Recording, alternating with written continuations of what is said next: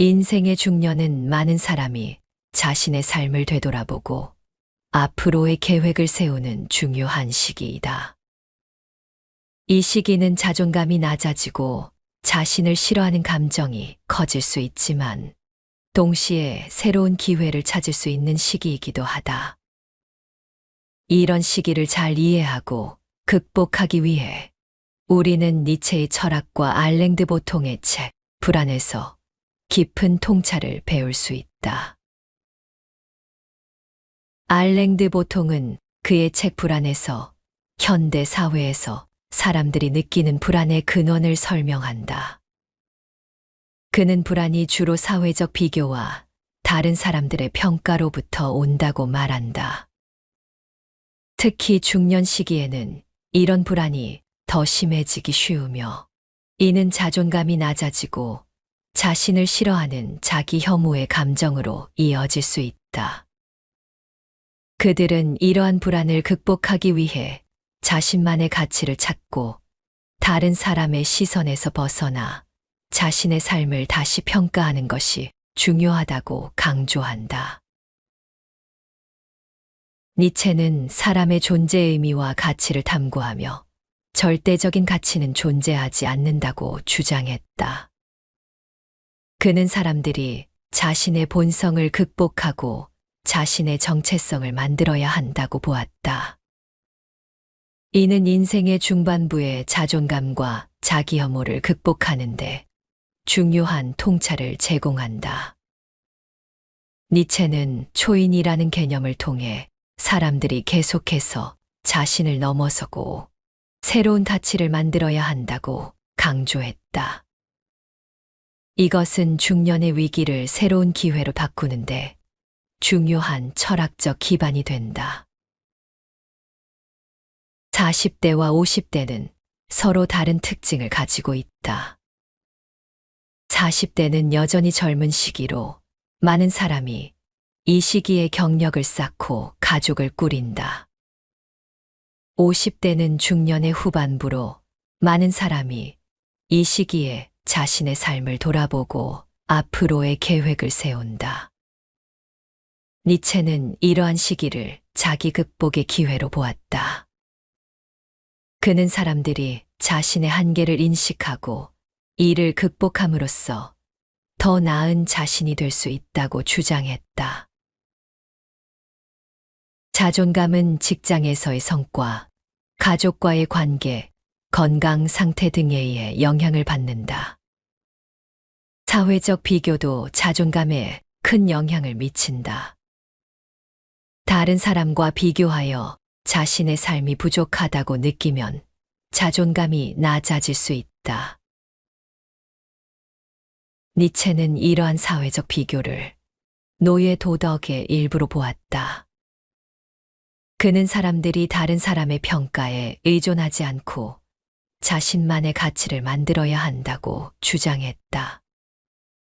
알랭드 보통도 이러한 사회적 비교가 불안의 주요 원인이라고 지적하며 이를 극복하기 위해 자기 자신에 대한 이해와 수용이 필요하다고 강조한다. 자기 혐오는 자신을 싫어하거나 부정적인 감정을 가지는 것을 말한다. 자기 혐오는 자신의 삶에 대한 불만족과 가족과의 갈등, 건강 문제 등으로 발생할 수 있다. 니체는 자기 혐오를 극복하기 위해서는 자신을 극복하고 자신을 새롭게 만들어야 한다고 보았다. 그는 사람들이 자신의 약점을 인식하고 이를 극복함으로써 더 강한 존재가 될 수 있다고 주장했다. 보통은 자기 혐오를 극복하기 위해서는 자신에 대해 긍정적인 관점을 가지는 것이 중요하다고 말한다. 자존감과 자기 혐오를 해결하기 위해서는 긍정적인 태도를 가지려고 노력해야 한다. 자신에 대한 부정적인 생각을 바꾸기 위해 노력해야 한다. 예를 들어, 나는 실패했다는 생각을 나는 실패를 통해 배웠다는 생각으로 바꿀 수 있다. 니체는 이러한 생각의 전환을 통해 사람들이 자신의 삶을 긍정적으로 보고 더 나은 미래를 만들어갈 수 있다고 보았다. 보통은 이러한 긍정적인 생각이 불안을 줄이고 자존감을 높이는 데 도움이 된다고 주장한다.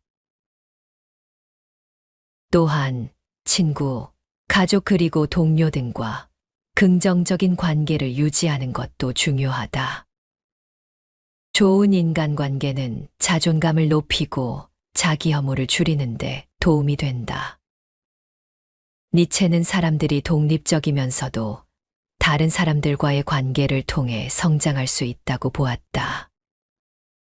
그는 사람들이 자신의 가치를 만들면서도 사회적 관계를 통해 이를 강화할 수 있다고 주장했다.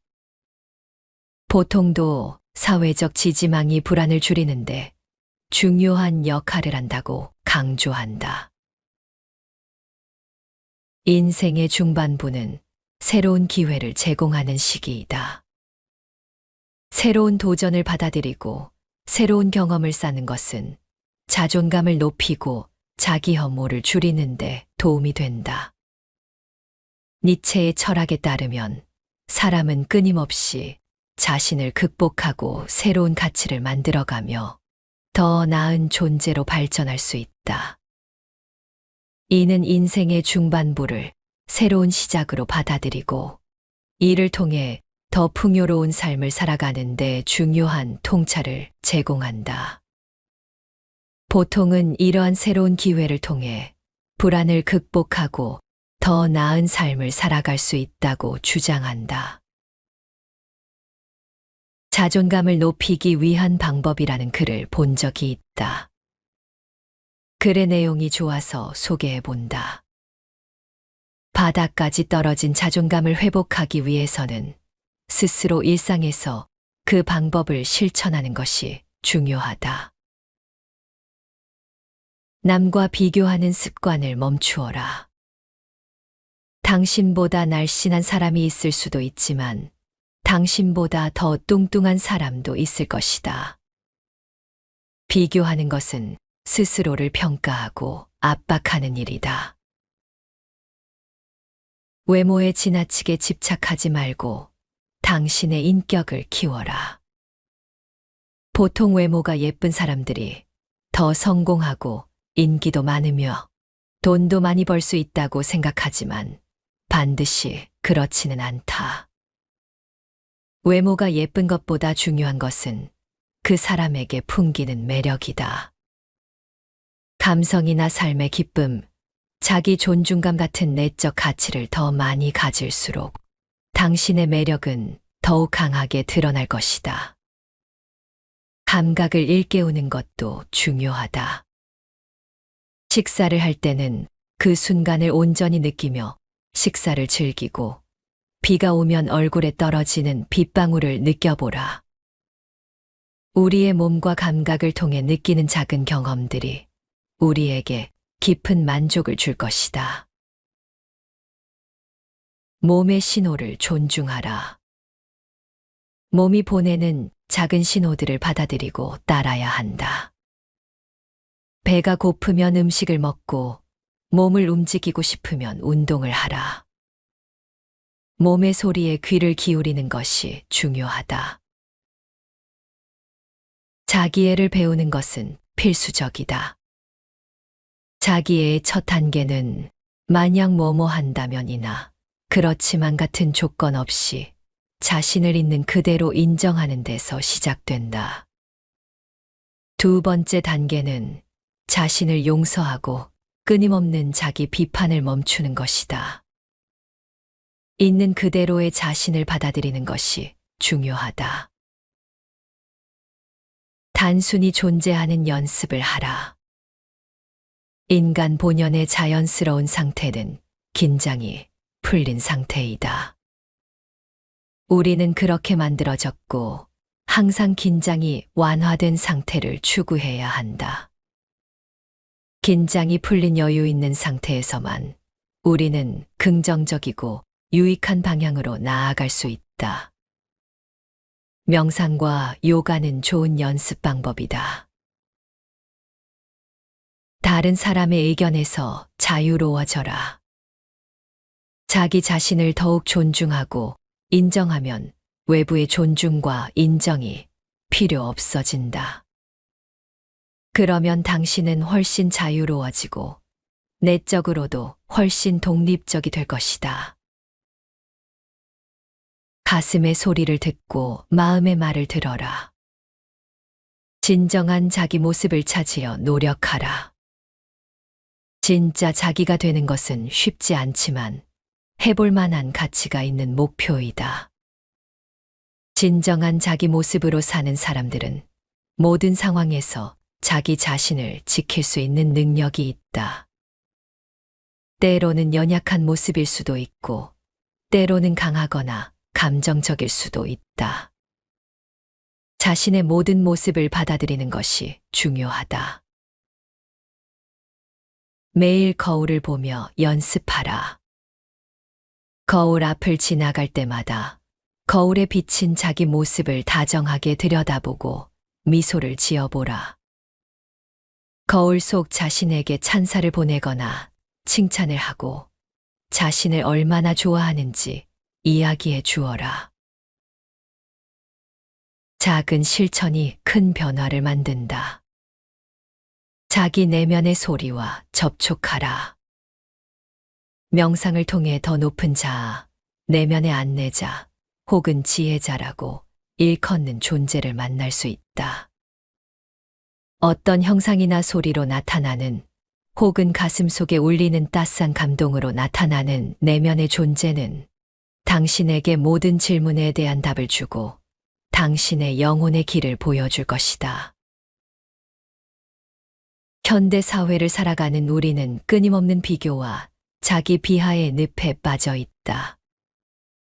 SNS에서 반짝이는 성공담과 완벽한 외모를 마주할 때마다 나는 왜 이렇게 부족할까? 다른 사람들처럼 성공하지 못하는 이유는 무엇일까라는 질문들이 머릿속을 떠나지 않는다. 직장에서의 성과, 학업에서의 성취, 그리고 인간관계에서의 성공과 실패는 우리를 끊임없이 시험에 들게 했다. 자신에 대한 회의와 불안은 현대인의 공통적인 고민이다. 특히 대한민국에서는 이러한 현상이 더욱 두드러진다. 경쟁이 치열한 사회 구조 속에서 많은 이들이 학업과 취업, 결혼과 육아 등 다양한 문제로 스트레스를 받고 있다. 대학 입시의 치열한 학벌 경쟁, 취업난, 부동산 가격 상승으로 인한 주거 불안정 등은 많은 이들에게 불안과 좌절을 안겨준다.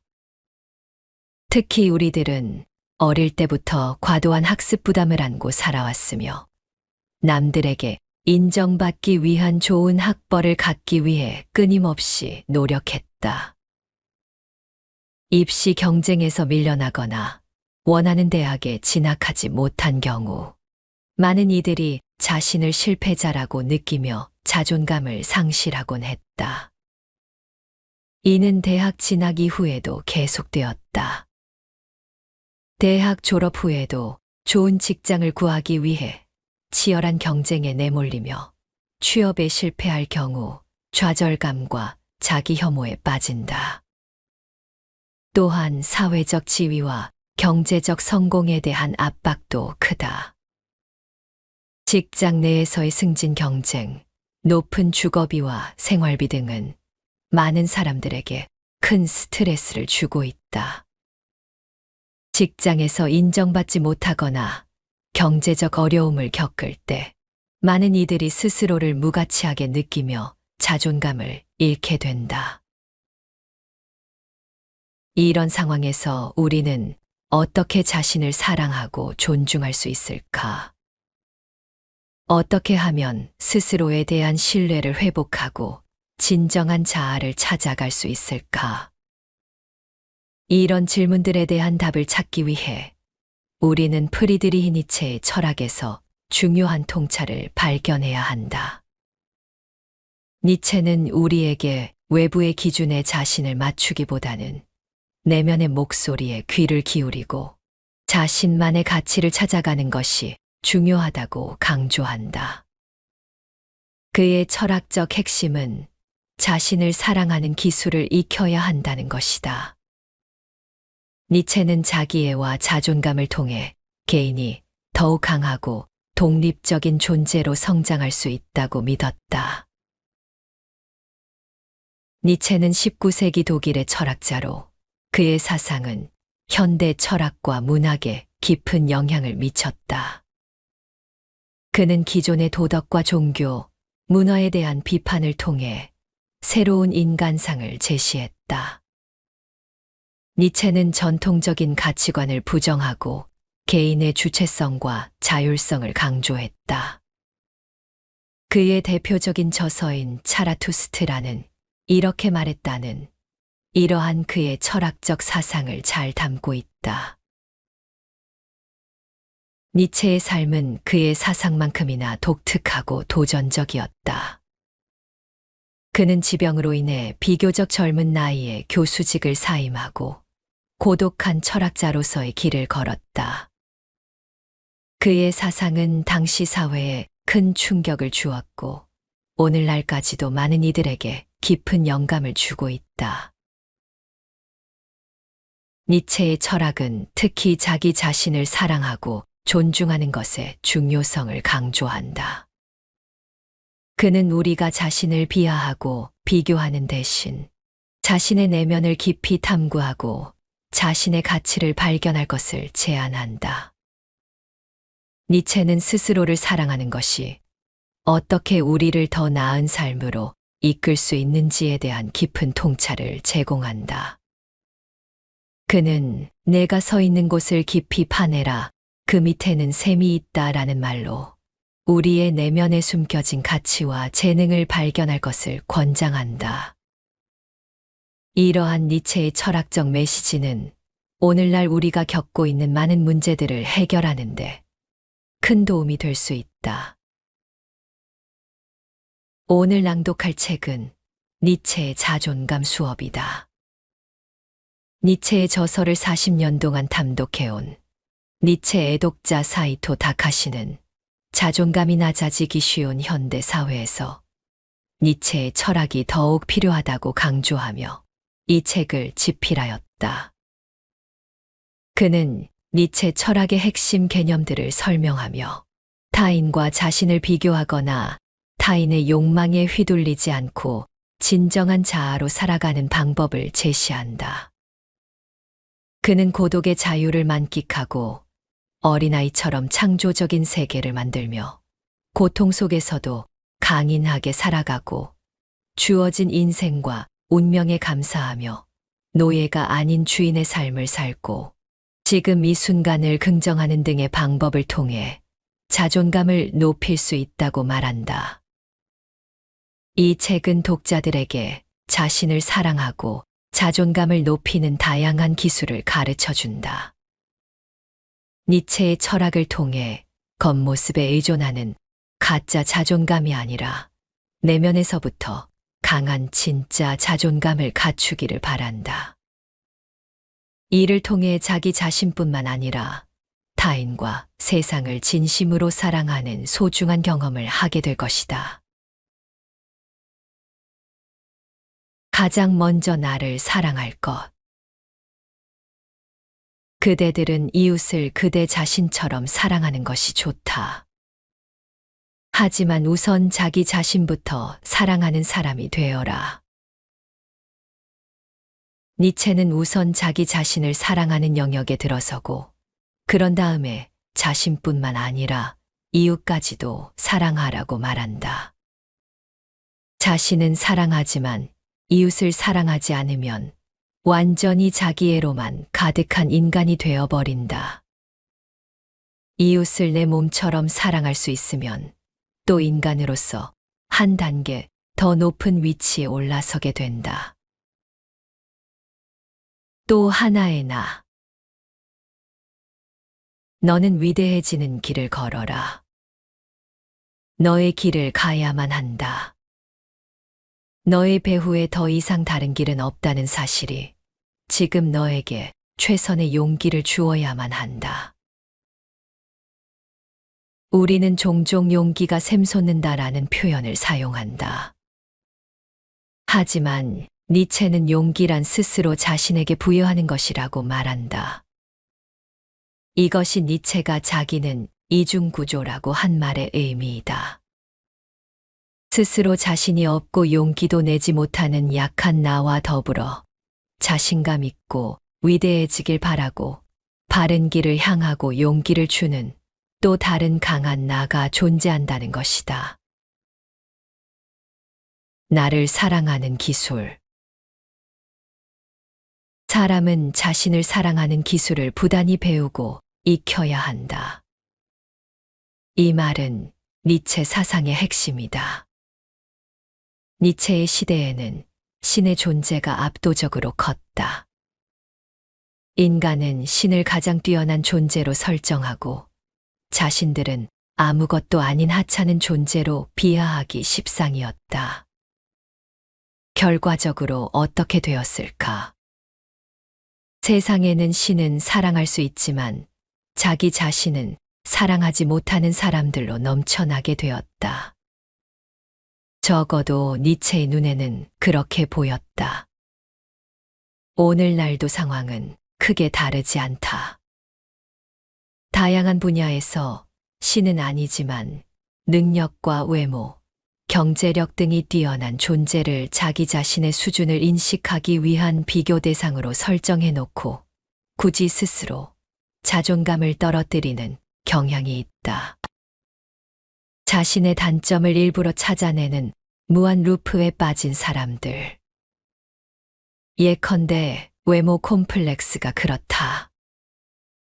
자기 얼굴이나 몸에 자신감을 갖지 못하는 사람들이 남녀 상관없이 늘어나고 있다.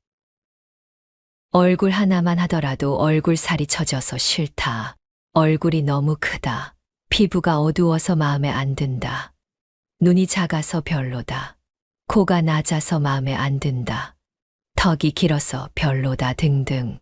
얼굴 전체에서부터 눈, 코, 입 하나하나까지 마음에 안 드는 곳을 꼽자면 의기소침해지지 않을 사람이 어디 있을까?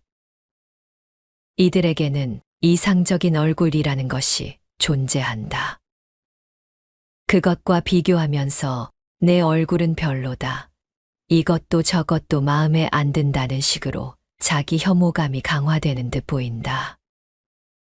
아마 성형을 통해 신경이 쓰이는 부분을 고친다고 하더라도 만족하기는 힘들 것이다. 또 거기서 마음에 안 드는 부분을 찾는 게임처럼 무한 루프에 빠져버린다. 도대체 왜 그러는 것일까? 역사를 거슬러 생각해보면 원흉은 바로 거울이다. 거울이 등장한 시점부터 인간은 자존감을 떨어뜨릴 위험에 노출된 것이다. 거울에 비친 자신의 얼굴을 보고 내가 이렇게 이상한 얼굴을 하고 있었나 하고 깨닫게 된 것이다.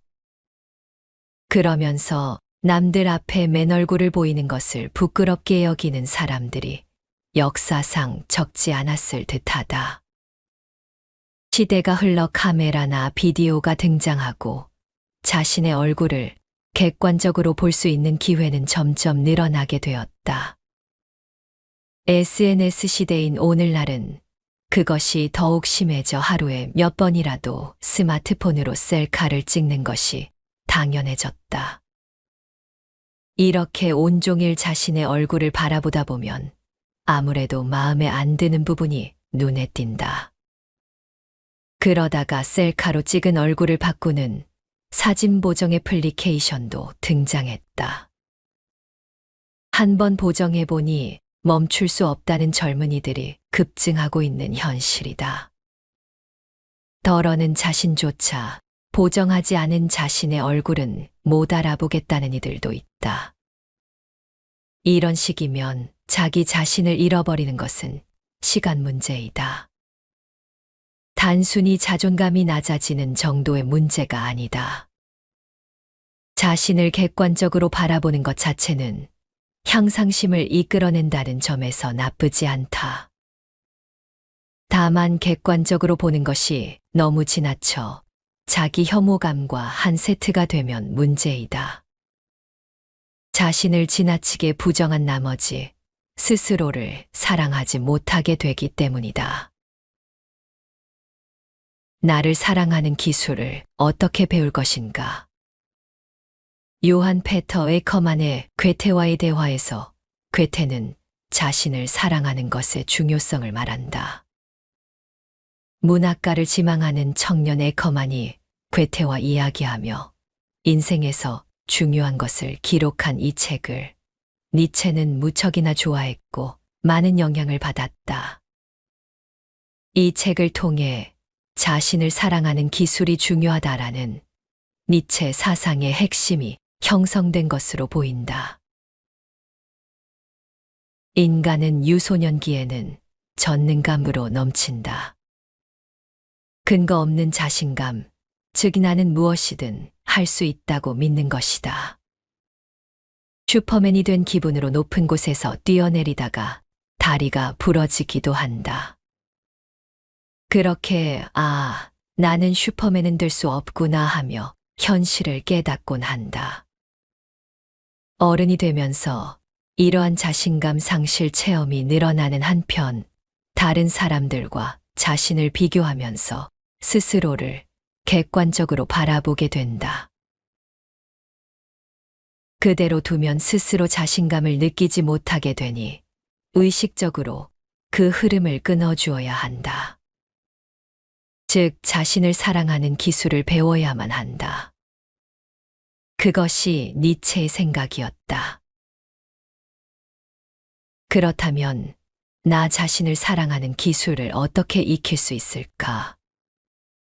지금이야말로 자화자찬력을 갈고 닦을 때 미야모토 무사시가 오륜서에서 기록한 단련이라는 사고방식을 한번 살펴보자. 천일의 연습을 단이라 하고 만일의 연습을 련이라 한다. 충분히 음미하고 단련해야 한다. 무사시는 단련이란 천일, 만일을 요하는 것이고 쉼없이 훈련을 거듭하다 보면 기술은 자신의 것이 된다는 이야기를 하고 있다. 그렇다면 자신을 사랑하는 기술을 배우려면 어떤 훈련을 해야 할까? 답은 의외로 간단하다. 오늘도 내일도 매일매일 몇 번이고 자기 자신을 칭찬해주면 된다. 칭찬의 포인트는 무엇이든 상관없다. 일단 다른 사람들의 평가는 제쳐두자.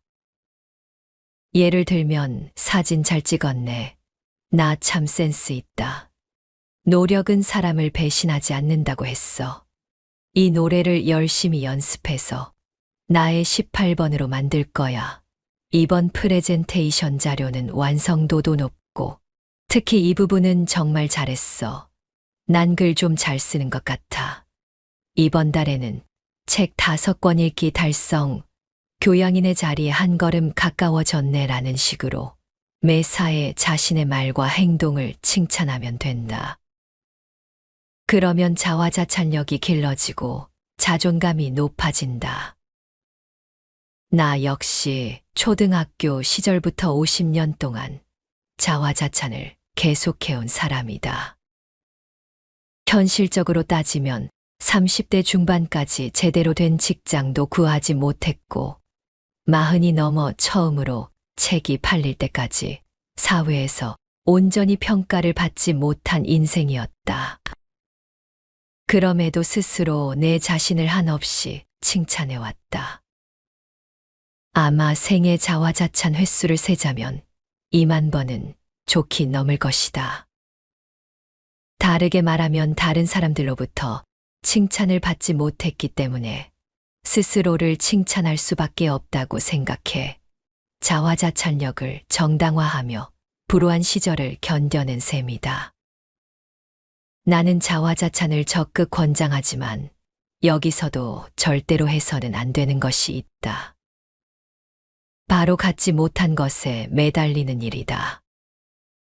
자신에게 없는 것을 추구해봐야 허무할 뿐이니까. 니체도 즐거운 학문이라는 책에 이렇게 썼다. 내가 서 있는 곳을 깊이 파내라. 그 밑에는 샘이 있다. 어리석은 인간들이 외치도록 내버려 두라.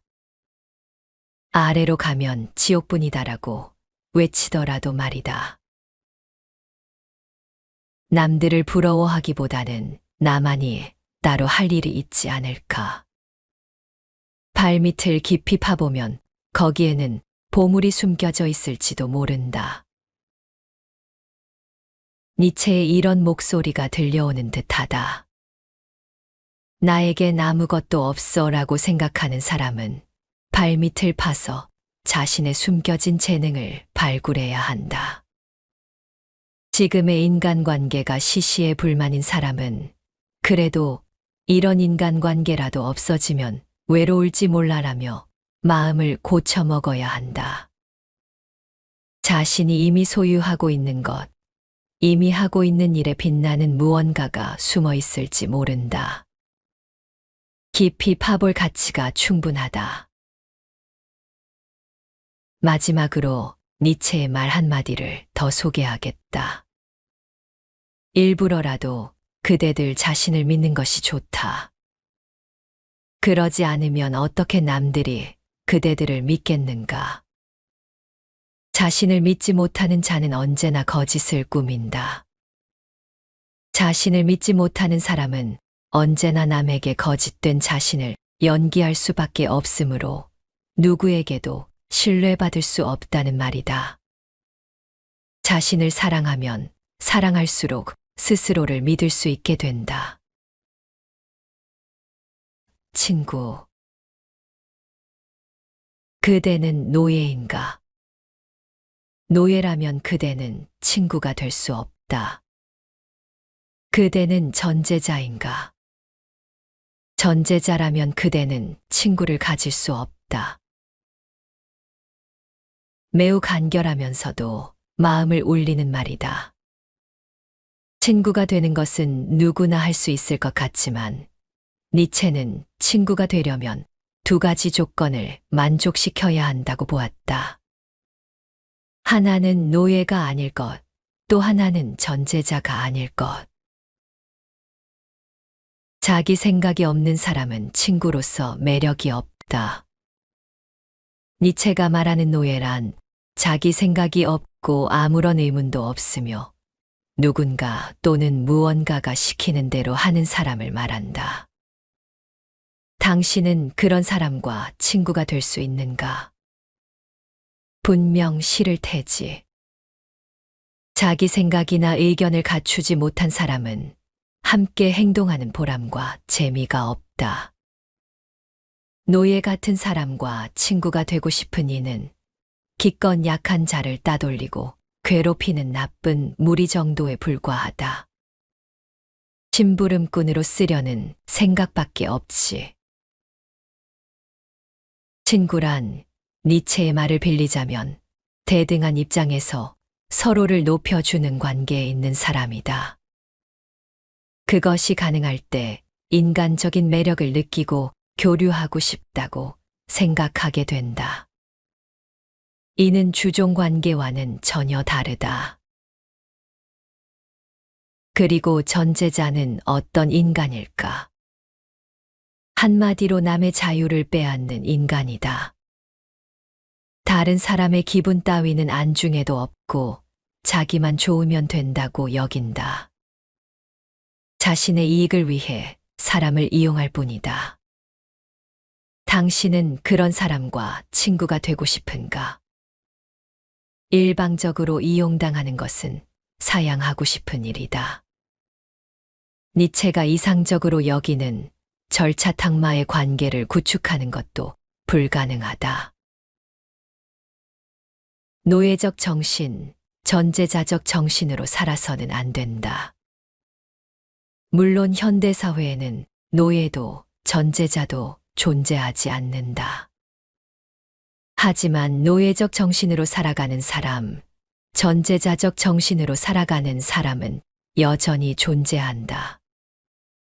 평소에는 의식하지 못하겠지만 한 번 노예와 전제자의 관점으로 주위 사람들을 바라보라. 사람에 대해 노예적인지 전제자적인지만 평가하는 일은 품격이 없고 오만할 수 있지만 이런 깨달음이 있을지도 모른다. 그러고 보니 걔는 뭘 하고 싶은지 물어보면 언제나 뭐든지 괜찮다. 아무래도 상관없다고 대답하네. 게다가 다른 사람들의 행동을 보고 나서 자신의 행동을 결정하는 듯한 면도 있어. 그렇구나. 노예적이라서 그런가. 친구로서는 별로 매력이 없어. 그러고 보니 걔는 늘 남이 듣기 좋은 말만 하고 자기가 하고 싶지 않은 일은 남한테 떠맡겼어. 다른 사람을 밟고 올라가려고 하는 면도 있었고 전제자적이어서 그랬나 보네. 친구로서는 별로 좋지 않았어.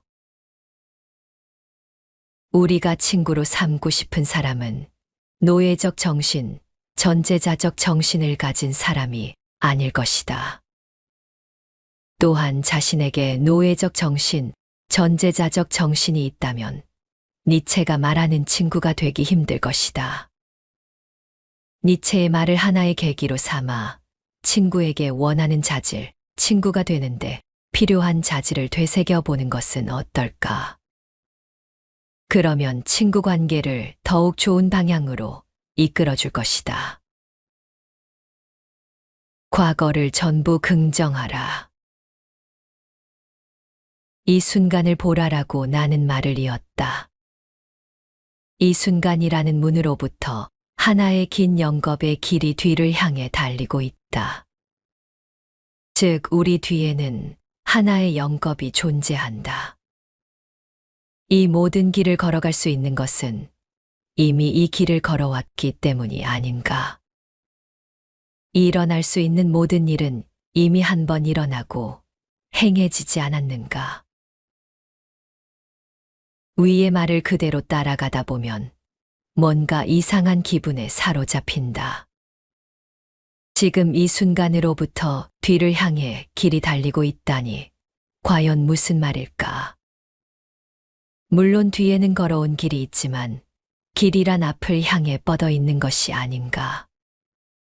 지금과 똑같은 일이 과거에도 일어났다니 데자뷰를 말하는 것인가? 아니면 윤회 사상인가? 이런 의문이 생길 것이다. 자, 이제부터 함께 생각해보자. 모든 것은 반복된다. 그러니 모든 것을 긍정하라. 시간은 한순간 한순간이 이어져서 흘러간다. 지금 이 순간 시간이 멈춘다면 뒤를 돌아볼 수 있다. 자신이 과거에 걸어온 길이 보일 것이다. 니체는 그 길을 영겁, 즉 똑같은 일이 무한히 반복되는 기나긴 세월이라고 말했다. 그 길이 뒤를 향해 달리고 있다는 것은 내가 지금 어떤 경로를 거쳐 여기에 있는지 생각해보면 알 수 있다.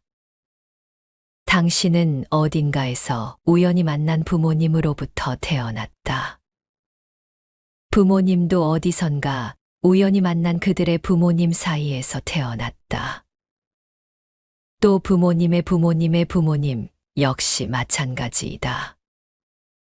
이렇게 쭉 거슬러 올라가면 그 길은 점점 뒤로 이어지고 마지막에는 인류의 기원에 도달하게 된다.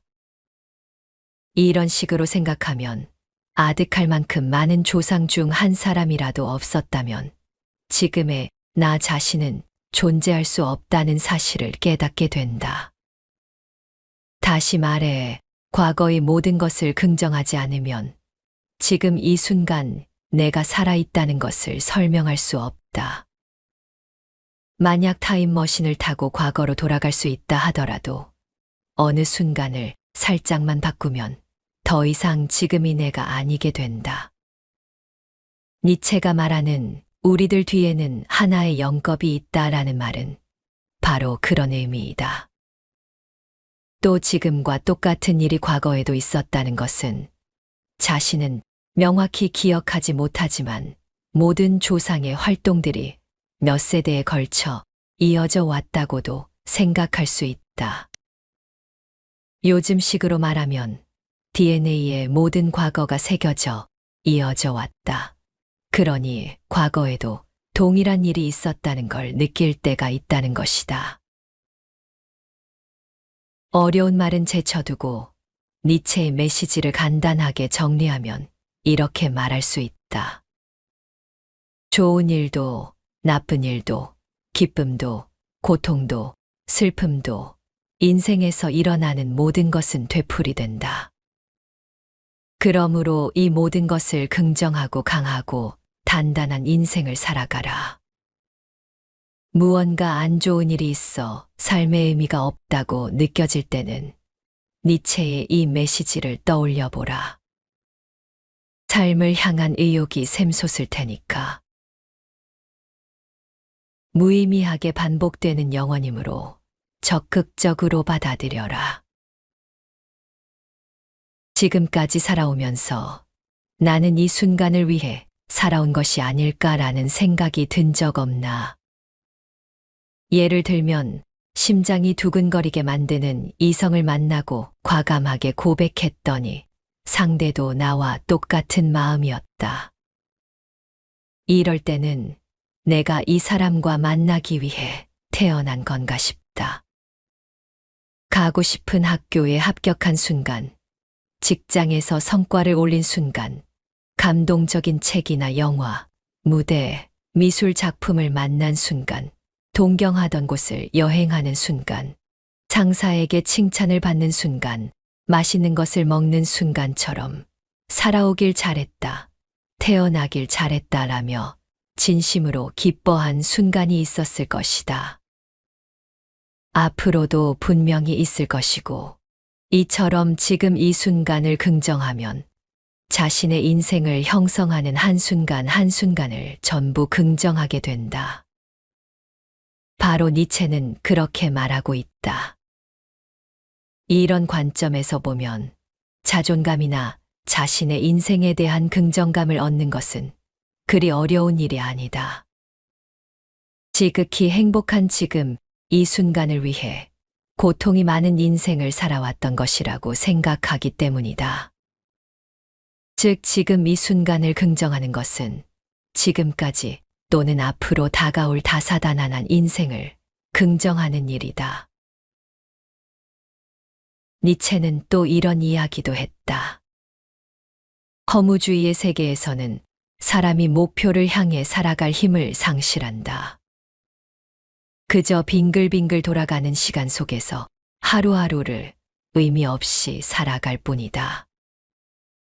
이 이야기만 들으면 무슨 말인가 싶겠지만 니체는 그런 삶을 긍정하고 있다. 목적도 의미도 없이 영원히 되풀이되는 것을 적극적으로 받아들이는 일에 삶의 의미가 있다는 것이다. 이것을 영겁회귀라고 부르며 그 안에서 자유롭게 목표를 정하고 새로운 가치를 만들어내는 인간을 초인이라고 불렀다. 아무리 괴롭고 힘든 일이 있어도 담담하게 받아들이고 이것이 삶을 산다는 것 아닌가. 그렇다면 또 한 번 힘내보자라며 진취적으로 살아가는 것. 이 자세가 중요하다는 말이다.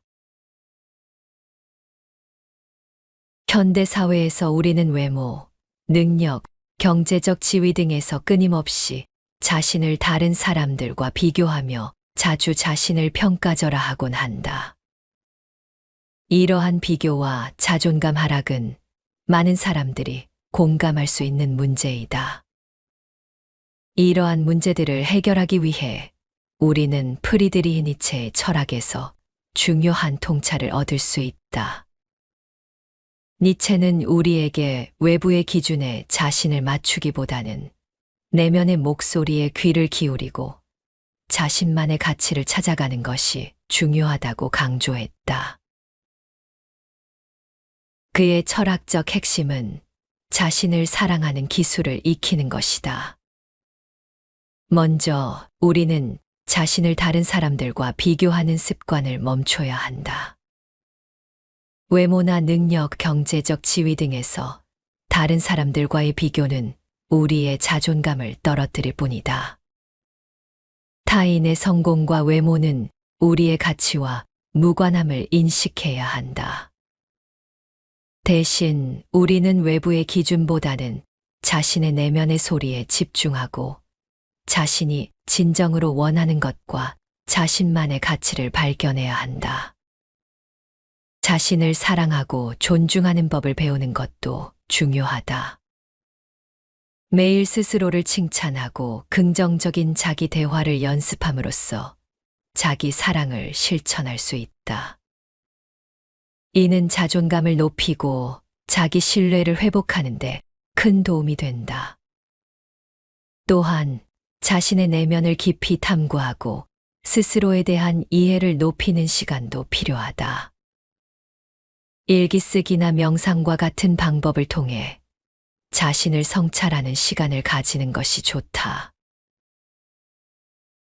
니체의 철학적 메시지를 기억하며 자신의 내면에 숨겨진 가치와 재능을 발견하는 노력을 해야 한다. 내가 서 있는 곳을 깊이 파내라. 그 밑에는 샘이 있다는 니체의 말을 되새기며 자신의 경험과 과거를 긍정적으로 수용하고 현재와 미래에 집중해야 한다. 전통적 가치관에 얽매이지 않고 자신만의 삶의 방식을 찾으며 스스로 결정하고 책임지는 자세를 기르는 것도 중요하다. 니체의 철학을 실천함으로써 우리는 자신을 더 깊이 이해하고 진정한 자아를 찾아가며 외부의 평가에 흔들리지 않는 강하고 독립적인 존재로 성장할 수 있을 것이다. 이 일을 통해 더욱 행복하고 만족스러운 삶을 살아갈 수 있을 것이다.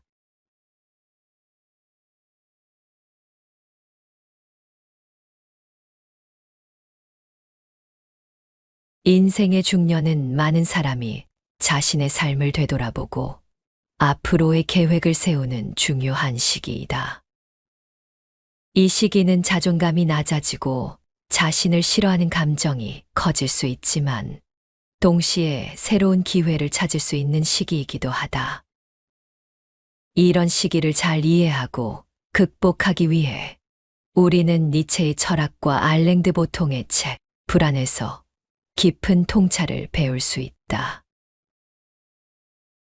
알랭드 보통은 그의 책 불안에서 현대 사회에서 사람들이 느끼는 불안의 근원을 설명한다. 그는 불안이 주로 사회적 비교와 다른 사람들의 평가로부터 온다고 말한다. 특히 중년 시기에는 이런 불안이 더 심해지기 쉬우며 이는 자존감이 낮아지고 자신을 싫어하는 자기 혐오의 감정으로 이어질 수 있다. 그들은 이러한 불안을 극복하기 위해 자신만의 가치를 찾고 다른 사람의 시선에서 벗어나 자신의 삶을 다시 평가하는 것이 중요하다고 강조한다. 니체는 사람의 존재의 의미와 가치를 탐구하며 절대적인 가치는 존재하지 않는다고 주장했다. 그는 사람들이 자신의 본성을 극복하고 자신의 정체성을 만들어야 한다고 보았다. 이는 인생의 중반부의 자존감과 자기 혐오를 극복하는데 중요한 통찰을 제공한다. 니체는 초인이라는 개념을 통해 사람들이 계속해서 자신을 넘어서고 새로운 가치를 만들어야 한다고 강조했다. 이것은 중년의 위기를 새로운 기회로 바꾸는데 중요한 철학적 기반이 된다. 40대와 50대는 서로 다른 특징을 가지고 있다. 40대는 여전히 젊은 시기로 많은 사람이 이 시기에 경력을 쌓고 가족을 꾸린다. 50대는 중년의 후반부로 많은 사람이 이 시기에 자신의 삶을 돌아보고 앞으로의 계획을 세운다. 니체는 이러한 시기를 자기 극복의 기회로 보았다. 그는 사람들이 자신의 한계를 인식하고 이를 극복함으로써 더 나은 자신이 될 수 있다고 주장했다.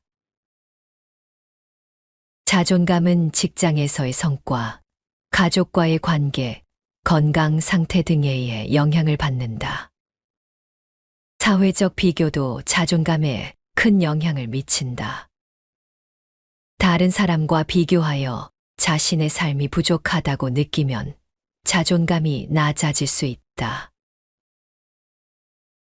니체는 이러한 사회적 비교를 노예 도덕의 일부로 보았다. 그는 사람들이 다른 사람의 평가에 의존하지 않고 자신만의 가치를 만들어야 한다고 주장했다. 알랭드 보통도 이러한 사회적 비교가 불안의 주요 원인이라고 지적하며 이를 극복하기 위해 자기 자신에 대한 이해와 수용이 필요하다고 강조한다.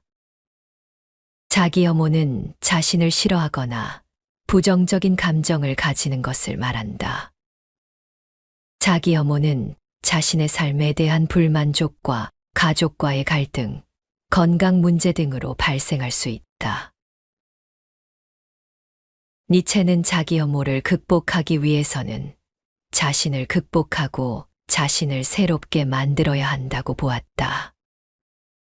그는 사람들이 자신의 약점을 인식하고 이를 극복함으로써 더 강한 존재가 될 수 있다고 주장했다. 보통은 자기 혐오를 극복하기 위해서는 자신에 대해 긍정적인 관점을 가지는 것이 중요하다고 말한다. 자존감과 자기 혐오를 해결하기 위해서는 긍정적인 태도를 가지려고 노력해야 한다. 자신에 대한 부정적인 생각을 바꾸기 위해 노력해야 한다. 예를 들어, 나는 실패했다는 생각을 나는 실패를 통해 배웠다는 생각으로 바꿀 수 있다. 니체는 이러한 생각의 전환을 통해 사람들이 자신의 삶을 긍정적으로 보고 더 나은 미래를 만들어갈 수 있다고 보았다. 보통은 이러한 긍정적인 생각이 불안을 줄이고 자존감을 높이는 데 도움이 된다고 주장한다. 또한 친구, 가족 그리고 동료 등과 긍정적인 관계를 유지하는 것도 중요하다. 좋은 인간관계는 자존감을 높이고 자기 혐오를 줄이는데 도움이 된다. 니체는 사람들이 독립적이면서도 다른 사람들과의 관계를 통해 성장할 수 있다고 보았다. 그는 사람들이 자신의 가치를 만들면서도 사회적 관계를 통해 이를 강화할 수 있다고 주장했다. 보통도 사회적 지지망이 불안을 줄이는데 중요한 역할을 한다고 강조한다. 인생의 중반부는 새로운 기회를 제공하는 시기이다. 새로운 도전을 받아들이고 새로운 경험을 쌓는 것은 자존감을 높이고 자기 혐오를 줄이는 데 도움이 된다. 니체의 철학에 따르면 사람은 끊임없이 자신을 극복하고 새로운 가치를 만들어가며 더 나은 존재로 발전할 수 있다. 이는 인생의 중반부를 새로운 시작으로 받아들이고 이를 통해 더 풍요로운 삶을 살아가는 데 중요한 통찰을 제공한다. 보통은 이러한 새로운 기회를 통해 불안을 극복하고 더 나은 삶을 살아갈 수 있다고 주장한다. 자존감을 높이기 위한 방법이라는 글을 본 적이 있다. 글의 내용이 좋아서 소개해 본다. 바닥까지 떨어진 자존감을 회복하기 위해서는 스스로 일상에서 그 방법을 실천하는 것이 중요하다. 남과 비교하는 습관을 멈추어라. 당신보다 날씬한 사람이 있을 수도 있지만 당신보다 더 뚱뚱한 사람도 있을 것이다. 비교하는 것은 스스로를 평가하고 압박하는 일이다. 외모에 지나치게 집착하지 말고 당신의 인격을 키워라. 보통 외모가 예쁜 사람들이 더 성공하고 인기도 많으며 돈도 많이 벌 수 있다고 생각하지만 반드시 그렇지는 않다. 외모가 예쁜 것보다 중요한 것은 그 사람에게 풍기는 매력이다. 감성이나 삶의 기쁨, 자기 존중감 같은 내적 가치를 더 많이 가질수록 당신의 매력은 더욱 강하게 드러날 것이다. 감각을 일깨우는 것도 중요하다. 식사를 할 때는 그 순간을 온전히 느끼며 식사를 즐기고 비가 오면 얼굴에 떨어지는 빗방울을 느껴보라. 우리의 몸과 감각을 통해 느끼는 작은 경험들이 우리에게 깊은 만족을 줄 것이다. 몸의 신호를 존중하라. 몸이 보내는 작은 신호들을 받아들이고 따라야 한다.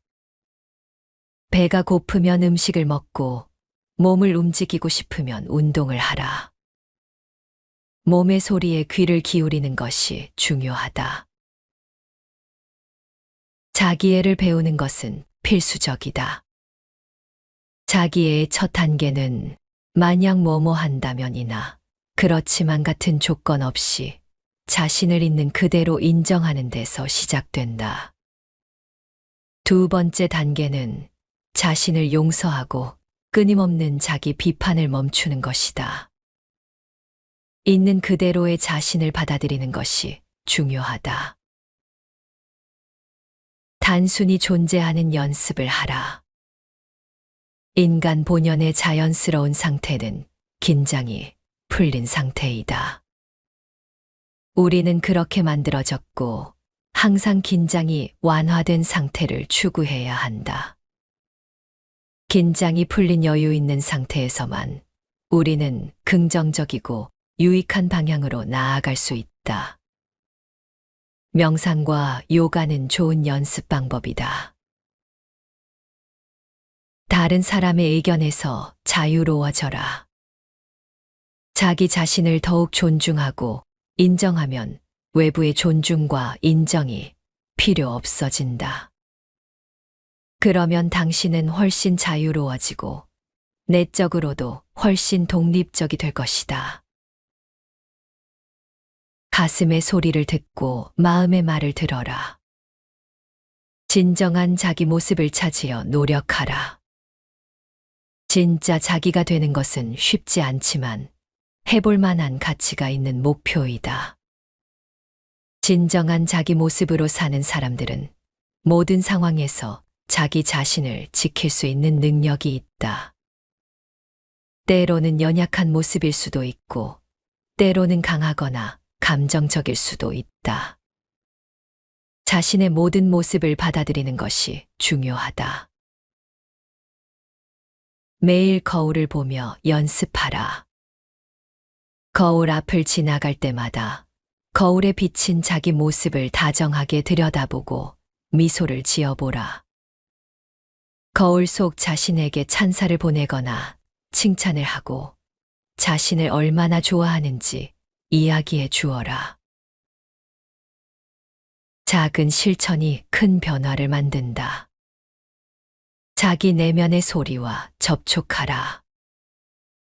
명상을 통해 더 높은 자아, 내면의 안내자 혹은 지혜자라고 일컫는 존재를 만날 수 있다. 어떤 형상이나 소리로 나타나는 혹은 가슴 속에 울리는 따스한 감동으로 나타나는 내면의 존재는 당신에게 모든 질문에 대한 답을 주고 당신의 영혼의 길을 보여줄 것이다. 현대 사회를 살아가는 우리는 끊임없는 비교와 자기 비하의 늪에 빠져 있다.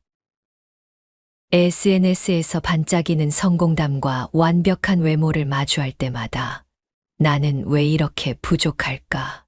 다른 사람들처럼 성공하지 못하는 이유는 무엇일까라는 질문들이 머릿속을 떠나지 않는다. 직장에서의 성과, 학업에서의 성취, 그리고 인간관계에서의 성공과 실패는 우리를 끊임없이 시험에 들게 했다. 자신에 대한 회의와 불안은 현대인의 공통적인 고민이다. 특히 대한민국에서는 이러한 현상이 더욱 두드러진다.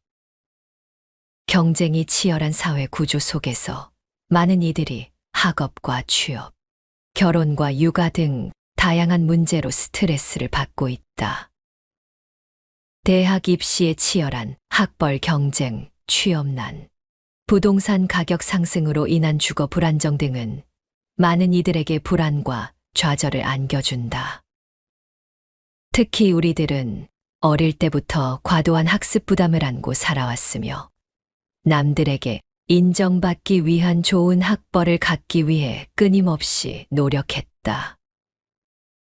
입시 경쟁에서 밀려나거나 원하는 대학에 진학하지 못한 경우 많은 이들이 자신을 실패자라고 느끼며 자존감을 상실하곤 했다.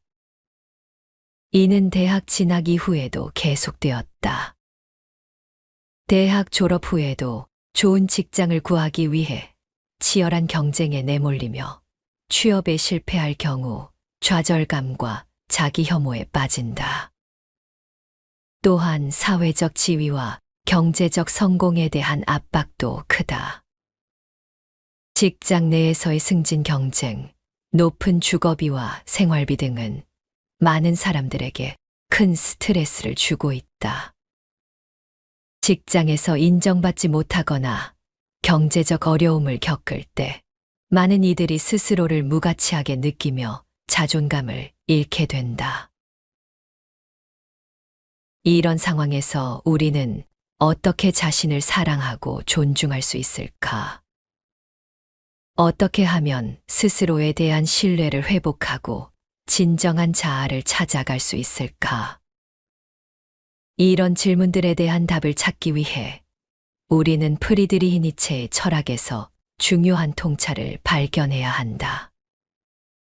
니체는 우리에게 외부의 기준에 자신을 맞추기보다는 내면의 목소리에 귀를 기울이고 자신만의 가치를 찾아가는 것이 중요하다고 강조한다.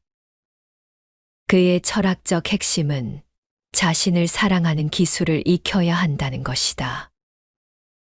니체는 자기애와 자존감을 통해 개인이 더욱 강하고 독립적인 존재로 성장할 수 있다고 믿었다.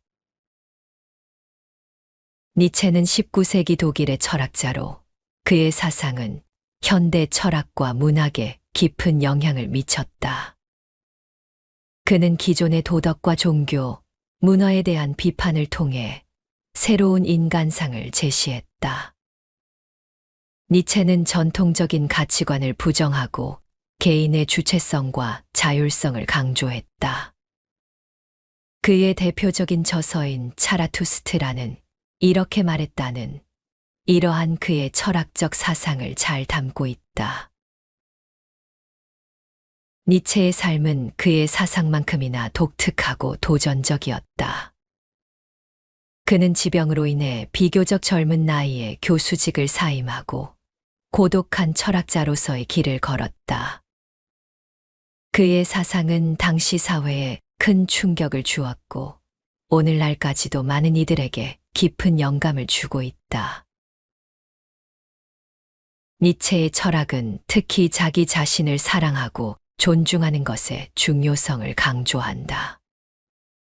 그는 우리가 자신을 비하하고 비교하는 대신 자신의 내면을 깊이 탐구하고 자신의 가치를 발견할 것을 제안한다. 니체는 스스로를 사랑하는 것이 어떻게 우리를 더 나은 삶으로 이끌 수 있는지에 대한 깊은 통찰을 제공한다. 그는 내가 서 있는 곳을 깊이 파내라, 그 밑에는 샘이 있다라는 말로 우리의 내면에 숨겨진 가치와 재능을 발견할 것을 권장한다. 이러한 니체의 철학적 메시지는 오늘날 우리가 겪고 있는 많은 문제들을 해결하는데 큰 도움이 될 수 있다. 오늘 낭독할 책은 니체의 자존감 수업이다. 니체의 저서를 40년 동안 탐독해온 니체 애독자 사이토 다카시는 자존감이 낮아지기 쉬운 현대 사회에서 니체의 철학이 더욱 필요하다고 강조하며 이 책을 집필하였다. 그는 니체 철학의 핵심 개념들을 설명하며 타인과 자신을 비교하거나 타인의 욕망에 휘둘리지 않고 진정한 자아로 살아가는 방법을 제시한다. 그는 고독의 자유를 만끽하고 어린아이처럼 창조적인 세계를 만들며 고통 속에서도 강인하게 살아가고 주어진 인생과 운명에 감사하며 노예가 아닌 주인의 삶을 살고 지금 이 순간을 긍정하는 등의 방법을 통해 자존감을 높일 수 있다고 말한다. 이 책은 독자들에게 자신을 사랑하고 자존감을 높이는 다양한 기술을 가르쳐 준다. 니체의 철학을 통해 겉모습에 의존하는 가짜 자존감이 아니라 내면에서부터 강한 진짜 자존감을 갖추기를 바란다. 이를 통해 자기 자신뿐만 아니라 타인과 세상을 진심으로 사랑하는 소중한 경험을 하게 될 것이다. 가장 먼저 나를 사랑할 것. 그대들은 이웃을 그대 자신처럼 사랑하는 것이 좋다. 하지만 우선 자기 자신부터 사랑하는 사람이 되어라. 니체는 우선 자기 자신을 사랑하는 영역에 들어서고 그런 다음에 자신뿐만 아니라 이웃까지도 사랑하라고 말한다. 자신은 사랑하지만 이웃을 사랑하지 않으면 완전히 자기애로만 가득한 인간이 되어버린다. 이웃을 내 몸처럼 사랑할 수 있으면 또 인간으로서 한 단계 더 높은 위치에 올라서게 된다. 또 하나의 나. 너는 위대해지는 길을 걸어라. 너의 길을 가야만 한다. 너의 배후에 더 이상 다른 길은 없다는 사실이 지금 너에게 최선의 용기를 주어야만 한다. 우리는 종종 용기가 샘솟는다라는 표현을 사용한다. 하지만 니체는 용기란 스스로 자신에게 부여하는 것이라고 말한다. 이것이 니체가 자기는 이중구조라고 한 말의 의미이다. 스스로 자신이 없고 용기도 내지 못하는 약한 나와 더불어 자신감 있고 위대해지길 바라고 바른 길을 향하고 용기를 주는 또 다른 강한 나가 존재한다는 것이다. 나를 사랑하는 기술. 사람은 자신을 사랑하는 기술을 부단히 배우고 익혀야 한다. 이 말은 니체 사상의 핵심이다. 니체의 시대에는 신의 존재가 압도적으로 컸다. 인간은 신을 가장 뛰어난 존재로 설정하고 자신들은 아무것도 아닌 하찮은 존재로 비하하기 십상이었다. 결과적으로 어떻게 되었을까? 세상에는 신은 사랑할 수 있지만 자기 자신은 사랑하지 못하는 사람들로 넘쳐나게 되었다. 적어도 니체의 눈에는 그렇게 보였다. 오늘날도 상황은 크게 다르지 않다. 다양한 분야에서 신은 아니지만 능력과 외모, 경제력 등이 뛰어난 존재를 자기 자신의 수준을 인식하기 위한 비교 대상으로 설정해 놓고 굳이 스스로 자존감을 떨어뜨리는 경향이 있다. 자신의 단점을 일부러 찾아내는 무한 루프에 빠진 사람들. 예컨대 외모 콤플렉스가 그렇다. 자기 얼굴이나 몸에 자신감을 갖지 못하는 사람들이 남녀 상관없이 늘어나고 있다. 얼굴 하나만 하더라도 얼굴살이 젖어서 싫다. 얼굴이 너무 크다. 피부가 어두워서 마음에 안 든다. 눈이 작아서 별로다. 코가 낮아서 마음에 안 든다. 턱이 길어서 별로다 등등. 얼굴 전체에서부터 눈, 코, 입 하나하나까지 마음에 안 드는 곳을 꼽자면 의기소침해지지 않을 사람이 어디 있을까? 이들에게는 이상적인 얼굴이라는 것이 존재한다. 그것과 비교하면서 내 얼굴은 별로다. 이것도 저것도 마음에 안 든다는 식으로 자기 혐오감이 강화되는 듯 보인다. 아마 성형을 통해 신경이 쓰이는 부분을 고친다고 하더라도 만족하기는 힘들 것이다. 또 거기서 마음에 안 드는 부분을 찾는 게임처럼 무한 루프에 빠져버린다. 도대체 왜 그러는 것일까? 역사를 거슬러 생각해보면 원흉은 바로 거울이다. 거울이 등장한 시점부터 인간은 자존감을 떨어뜨릴 위험에 노출된 것이다. 거울에 비친 자신의 얼굴을 보고 내가 이렇게 이상한 얼굴을 하고 있었나 하고 깨닫게 된 것이다. 그러면서 남들 앞에 맨 얼굴을 보이는 것을 부끄럽게 여기는 사람들이 역사상 적지 않았을 듯하다. 시대가 흘러 카메라나 비디오가 등장하고 자신의 얼굴을 객관적으로 볼 수 있는 기회는 점점 늘어나게 되었다. SNS 시대인 오늘날은 그것이 더욱 심해져 하루에 몇 번이라도 스마트폰으로 셀카를 찍는 것이 당연해졌다. 이렇게 온종일 자신의 얼굴을 바라보다 보면 아무래도 마음에 안 드는 부분이 눈에 띈다. 그러다가 셀카로 찍은 얼굴을 바꾸는 사진 보정 애플리케이션도 등장했다. 한번 보정해보니 멈출 수 없다는 젊은이들이 급증하고 있는 현실이다. 덜어는 자신조차 보정하지 않은 자신의 얼굴은 못 알아보겠다는 이들도 있다. 이런 식이면 자기 자신을 잃어버리는 것은 시간 문제이다. 단순히 자존감이 낮아지는 정도의 문제가 아니다. 자신을 객관적으로 바라보는 것 자체는 향상심을 이끌어낸다는 점에서 나쁘지 않다. 다만 객관적으로 보는 것이 너무 지나쳐 자기 혐오감과 한 세트가 되면 문제이다. 자신을 지나치게 부정한 나머지 스스로를 사랑하지 못하게 되기 때문이다. 나를 사랑하는 기술을 어떻게 배울 것인가? 요한 페터 에커만의 괴테와의 대화에서 괴테는 자신을 사랑하는 것의 중요성을 말한다. 문학가를 지망하는 청년 에커만이 괴테와 이야기하며 인생에서 중요한 것을 기록한 이 책을 니체는 무척이나 좋아했고 많은 영향을 받았다. 이 책을 통해 자신을 사랑하는 기술이 중요하다라는 니체 사상의 핵심이 형성된 것으로 보인다. 인간은 유소년기에는 전능감으로 넘친다. 근거 없는 자신감, 즉 나는 무엇이든 할 수 있다고 믿는 것이다. 슈퍼맨이 된 기분으로 높은 곳에서 뛰어내리다가 다리가 부러지기도 한다. 그렇게 나는 슈퍼맨은 될 수 없구나 하며 현실을 깨닫곤 한다.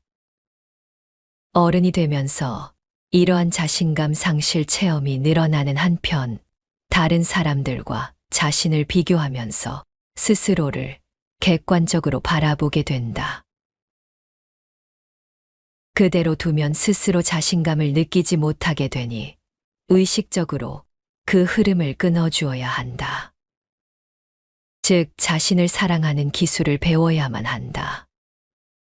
그것이 니체의 생각이었다. 그렇다면 나 자신을 사랑하는 기술을 어떻게 익힐 수 있을까? 지금이야말로 자화자찬력을 갈고 닦을 때 미야모토 무사시가 오륜서에서 기록한 단련이라는 사고방식을 한번 살펴보자. 천일의 연습을 단이라 하고 만일의 연습을 련이라 한다. 충분히 음미하고 단련해야 한다. 무사시는 단련이란 천일, 만일을 요하는 것이고 쉼없이 훈련을 거듭하다 보면 기술은 자신의 것이 된다는 이야기를 하고 있다. 그렇다면 자신을 사랑하는 기술을 배우려면 어떤 훈련을 해야 할까? 답은 의외로 간단하다. 오늘도 내일도 매일매일 몇 번이고 자기 자신을 칭찬해주면 된다. 칭찬의 포인트는 무엇이든 상관없다. 일단 다른 사람들의 평가는 제쳐두자. 예를 들면 사진 잘 찍었네. 나 참 센스 있다. 노력은 사람을 배신하지 않는다고 했어. 이 노래를 열심히 연습해서 나의 18번으로 만들 거야. 이번 프레젠테이션 자료는 완성도도 높고 특히 이 부분은 정말 잘했어. 난 글 좀 잘 쓰는 것 같아. 이번 달에는 책 5권 읽기 달성, 교양인의 자리에 한 걸음 가까워졌네라는 식으로 매사에 자신의 말과 행동을 칭찬하면 된다. 그러면 자화자찬력이 길러지고 자존감이 높아진다. 나 역시 초등학교 시절부터 50년 동안 자화자찬을 계속해온 사람이다. 현실적으로 따지면 30대 중반까지 제대로 된 직장도 구하지 못했고 40이 넘어 처음으로 책이 팔릴 때까지 사회에서 온전히 평가를 받지 못한 인생이었다. 그럼에도 스스로 내 자신을 한없이 칭찬해왔다. 아마 생애 자화자찬 횟수를 세자면 2만 번은 좋게 넘을 것이다. 다르게 말하면 다른 사람들로부터 칭찬을 받지 못했기 때문에 스스로를 칭찬할 수밖에 없다고 생각해 자화자찬력을 정당화하며 불우한 시절을 견뎌낸 셈이다. 나는 자화자찬을 적극 권장하지만 여기서도 절대로 해서는 안 되는 것이 있다. 바로 갖지 못한 것에 매달리는 일이다. 자신에게 없는 것을 추구해봐야 허무할 뿐이니까. 니체도 즐거운 학문이라는 책에 이렇게 썼다. 내가 서 있는 곳을 깊이 파내라. 그 밑에는 샘이 있다. 어리석은 인간들이 외치도록 내버려 두라. 아래로 가면 지옥뿐이다라고 외치더라도 말이다. 남들을 부러워하기보다는 나만이 따로 할 일이 있지 않을까. 발밑을 깊이 파보면 거기에는 보물이 숨겨져 있을지도 모른다. 니체의 이런 목소리가 들려오는 듯하다. 나에겐 아무것도 없어라고 생각하는 사람은 발밑을 파서 자신의 숨겨진 재능을 발굴해야 한다. 지금의 인간관계가 시시해 불만인 사람은 그래도 이런 인간관계라도 없어지면 외로울지 몰라라며 마음을 고쳐먹어야 한다. 자신이 이미 소유하고 있는 것, 이미 하고 있는 일에 빛나는 무언가가 숨어 있을지 모른다. 깊이 파볼 가치가 충분하다. 마지막으로 니체의 말 한마디를 더 소개하겠다. 일부러라도 그대들 자신을 믿는 것이 좋다. 그러지 않으면 어떻게 남들이 그대들을 믿겠는가? 자신을 믿지 못하는 자는 언제나 거짓을 꾸민다. 자신을 믿지 못하는 사람은 언제나 남에게 거짓된 자신을 연기할 수밖에 없으므로 누구에게도 신뢰받을 수 없다는 말이다. 자신을 사랑하면 사랑할수록 스스로를 믿을 수 있게 된다. 친구, 그대는 노예인가? 노예라면 그대는 친구가 될 수 없다. 그대는 전제자인가? 전제자라면 그대는 친구를 가질 수 없다. 매우 간결하면서도 마음을 울리는 말이다. 친구가 되는 것은 누구나 할 수 있을 것 같지만 니체는 친구가 되려면 두 가지 조건을 만족시켜야 한다고 보았다. 하나는 노예가 아닐 것, 또 하나는 전제자가 아닐 것. 자기 생각이 없는 사람은 친구로서 매력이 없다. 니체가 말하는 노예란 자기 생각이 없고 아무런 의문도 없으며 누군가 또는 무언가가 시키는 대로 하는 사람을 말한다. 당신은 그런 사람과 친구가 될 수 있는가? 분명 싫을 테지. 자기 생각이나 의견을 갖추지 못한 사람은 함께 행동하는 보람과 재미가 없다. 노예 같은 사람과 친구가 되고 싶은 이는 기껏 약한 자를 따돌리고 괴롭히는 나쁜 무리 정도에 불과하다. 심부름꾼으로 쓰려는 생각밖에 없지. 친구란 니체의 말을 빌리자면 대등한 입장에서 서로를 높여주는 관계에 있는 사람이다. 그것이 가능할 때 인간적인 매력을 느끼고 교류하고 싶다고 생각하게 된다. 이는 주종 관계와는 전혀 다르다. 그리고 전제자는 어떤 인간일까? 한마디로 남의 자유를 빼앗는 인간이다. 다른 사람의 기분 따위는 안중에도 없고 자기만 좋으면 된다고 여긴다. 자신의 이익을 위해 사람을 이용할 뿐이다. 당신은 그런 사람과 친구가 되고 싶은가? 일방적으로 이용당하는 것은 사양하고 싶은 일이다. 니체가 이상적으로 여기는 절차탕마의 관계를 구축하는 것도 불가능하다. 노예적 정신, 전제자적 정신으로 살아서는 안 된다. 물론 현대사회에는 노예도 전제자도 존재하지 않는다. 하지만 노예적 정신으로 살아가는 사람, 전제자적 정신으로 살아가는 사람은 여전히 존재한다. 평소에는 의식하지 못하겠지만 한번 노예와 전제자의 관점으로 주위 사람들을 바라보라.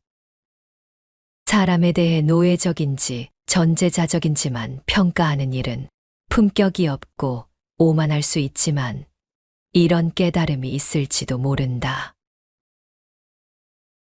그러고 보니 걔는 뭘 하고 싶은지 물어보면 언제나 뭐든지 괜찮다. 아무래도 상관없다고 대답하네. 게다가 다른 사람들의 행동을 보고 나서 자신의 행동을 결정하는 듯한 면도 있어. 그렇구나. 노예적이라서 그런가. 친구로서는 별로 매력이 없어. 그러고 보니 걔는 늘 남이 듣기 좋은 말만 하고 자기가 하고 싶지 않은 일은 남한테 떠맡겼어. 다른 사람을 밟고 올라가려고 하는 면도 있었고 전제자적이어서 그랬나 보네. 친구로서는 별로 좋지 않았어. 우리가 친구로 삼고 싶은 사람은 노예적 정신, 전제자적 정신을 가진 사람이 아닐 것이다. 또한 자신에게 노예적 정신, 전제자적 정신이 있다면 니체가 말하는 친구가 되기 힘들 것이다. 니체의 말을 하나의 계기로 삼아 친구에게 원하는 자질, 친구가 되는데 필요한 자질을 되새겨 보는 것은 어떨까? 그러면 친구 관계를 더욱 좋은 방향으로 이끌어 줄 것이다. 과거를 전부 긍정하라. 이 순간을 보라라고 나는 말을 이었다. 이 순간이라는 문으로부터 하나의 긴 영겁의 길이 뒤를 향해 달리고 있다. 즉, 우리 뒤에는 하나의 영겁이 존재한다. 이 모든 길을 걸어갈 수 있는 것은 이미 이 길을 걸어왔기 때문이 아닌가. 일어날 수 있는 모든 일은 이미 한 번 일어나고 행해지지 않았는가. 위의 말을 그대로 따라가다 보면 뭔가 이상한 기분에 사로잡힌다. 지금 이 순간으로부터 뒤를 향해 길이 달리고 있다니 과연 무슨 말일까? 물론 뒤에는 걸어온 길이 있지만 길이란 앞을 향해 뻗어 있는 것이 아닌가. 지금과 똑같은 일이 과거에도 일어났다니 데자뷰를 말하는 것인가? 아니면 윤회 사상인가? 이런 의문이 생길 것이다. 자, 이제부터 함께 생각해보자. 모든 것은 반복된다. 그러니 모든 것을 긍정하라. 시간은 한순간 한순간이 이어져서 흘러간다. 지금 이 순간 시간이 멈춘다면 뒤를 돌아볼 수 있다. 자신이 과거에 걸어온 길이 보일 것이다. 니체는 그 길을 영겁, 즉 똑같은 일이 무한히 반복되는 기나긴 세월이라고 말했다. 그 길이 뒤를 향해 달리고 있다는 것은 내가 지금 어떤 경로를 거쳐 여기에 있는지 생각해보면 알 수 있다. 당신은 어딘가에서 우연히 만난 부모님으로부터 태어났다. 부모님도 어디선가 우연히 만난 그들의 부모님 사이에서 태어났다. 또 부모님의 부모님의 부모님 역시 마찬가지이다. 이렇게 쭉 거슬러 올라가면 그 길은 점점 뒤로 이어지고 마지막에는 인류의 기원에 도달하게 된다. 이런 식으로 생각하면 아득할 만큼 많은 조상 중 한 사람이라도 없었다면 지금의 나 자신은 존재할 수 없다는 사실을 깨닫게 된다. 다시 말해, 과거의 모든 것을 긍정하지 않으면 지금 이 순간 내가 살아있다는 것을 설명할 수 없다. 만약 타임머신을 타고 과거로 돌아갈 수 있다 하더라도 어느 순간을 살짝만 바꾸면 더 이상 지금이 내가 아니게 된다. 니체가 말하는 우리들 뒤에는 하나의 영겁이 있다라는 말은 바로 그런 의미이다. 또 지금과 똑같은 일이 과거에도 있었다는 것은 자신은 명확히 기억하지 못하지만 모든 조상의 활동들이 몇 세대에 걸쳐 이어져 왔다고도 생각할 수 있다. 요즘식으로 말하면 DNA에 모든 과거가 새겨져 이어져 왔다. 그러니 과거에도 동일한 일이 있었다는 걸 느낄 때가 있다는 것이다. 어려운 말은 제쳐두고 니체의 메시지를 간단하게 정리하면 이렇게 말할 수 있다. 좋은 일도, 나쁜 일도, 기쁨도, 고통도, 슬픔도, 인생에서 일어나는 모든 것은 되풀이된다. 그러므로 이 모든 것을 긍정하고 강하고 단단한 인생을 살아가라. 무언가 안 좋은 일이 있어 삶의 의미가 없다고 느껴질 때는 니체의 이 메시지를 떠올려 보라. 삶을 향한 의욕이 샘솟을 테니까. 무의미하게 반복되는 영원이므로 적극적으로 받아들여라. 지금까지 살아오면서 나는 이 순간을 위해 살아온 것이 아닐까라는 생각이 든 적 없나? 예를 들면 심장이 두근거리게 만드는 이성을 만나고 과감하게 고백했더니 상대도 나와 똑같은 마음이었다. 이럴 때는 내가 이 사람과 만나기 위해 태어난 건가 싶다.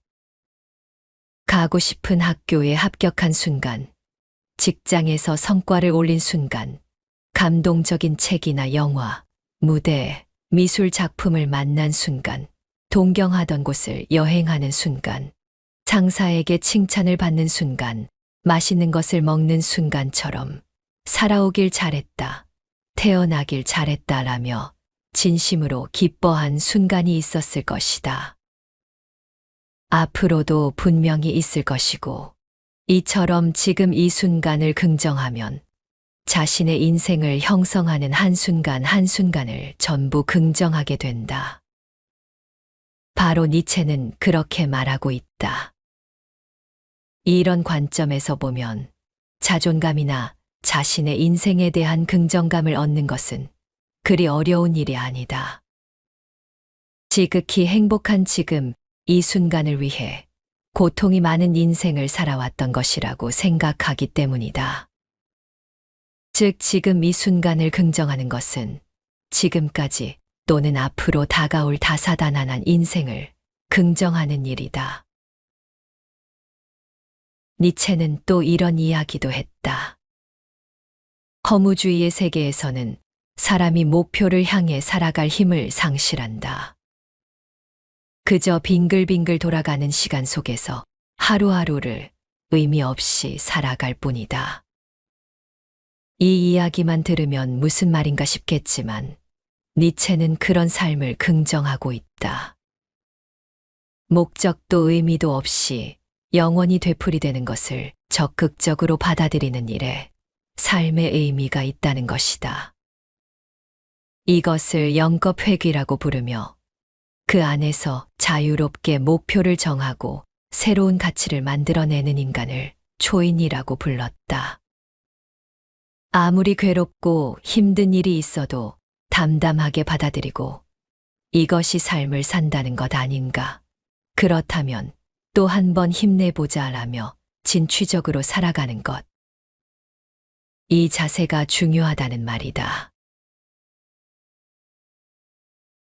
현대 사회에서 우리는 외모, 능력, 경제적 지위 등에서 끊임없이 자신을 다른 사람들과 비교하며 자주 자신을 평가절하하곤 한다. 이러한 비교와 자존감 하락은 많은 사람들이 공감할 수 있는 문제이다. 이러한 문제들을 해결하기 위해 우리는 프리드리히 니체의 철학에서 중요한 통찰을 얻을 수 있다. 니체는 우리에게 외부의 기준에 자신을 맞추기보다는 내면의 목소리에 귀를 기울이고 자신만의 가치를 찾아가는 것이 중요하다고 강조했다. 그의 철학적 핵심은 자신을 사랑하는 기술을 익히는 것이다. 먼저 우리는 자신을 다른 사람들과 비교하는 습관을 멈춰야 한다. 외모나 능력, 경제적 지위 등에서 다른 사람들과의 비교는 우리의 자존감을 떨어뜨릴 뿐이다. 타인의 성공과 외모는 우리의 가치와 무관함을 인식해야 한다. 대신 우리는 외부의 기준보다는 자신의 내면의 소리에 집중하고 자신이 진정으로 원하는 것과 자신만의 가치를 발견해야 한다. 자신을 사랑하고 존중하는 법을 배우는 것도 중요하다. 매일 스스로를 칭찬하고 긍정적인 자기 대화를 연습함으로써 자기 사랑을 실천할 수 있다. 이는 자존감을 높이고 자기 신뢰를 회복하는 데 큰 도움이 된다. 또한 자신의 내면을 깊이 탐구하고 스스로에 대한 이해를 높이는 시간도 필요하다. 일기쓰기나 명상과 같은 방법을 통해 자신을 성찰하는 시간을 가지는 것이 좋다. 니체의 철학적 메시지를 기억하며 자신의 내면에 숨겨진 가치와 재능을 발견하는 노력을 해야 한다. 내가 서 있는 곳을 깊이 파내라. 그 밑에는 샘이 있다는 니체의 말을 되새기며 자신의 경험과 과거를 긍정적으로 수용하고 현재와 미래에 집중해야 한다. 전통적 가치관에 얽매이지 않고 자신만의 삶의 방식을 찾으며 스스로 결정하고 책임지는 자세를 기르는 것도 중요하다. 니체의 철학을 실천함으로써 우리는 자신을 더 깊이 이해하고 진정한 자아를 찾아가며 외부의 평가에 흔들리지 않는 강하고 독립적인 존재로 성장할 수 있을 것이다. 이 일을 통해 더욱 행복하고 만족스러운 삶을 살아갈 수 있을 것이다.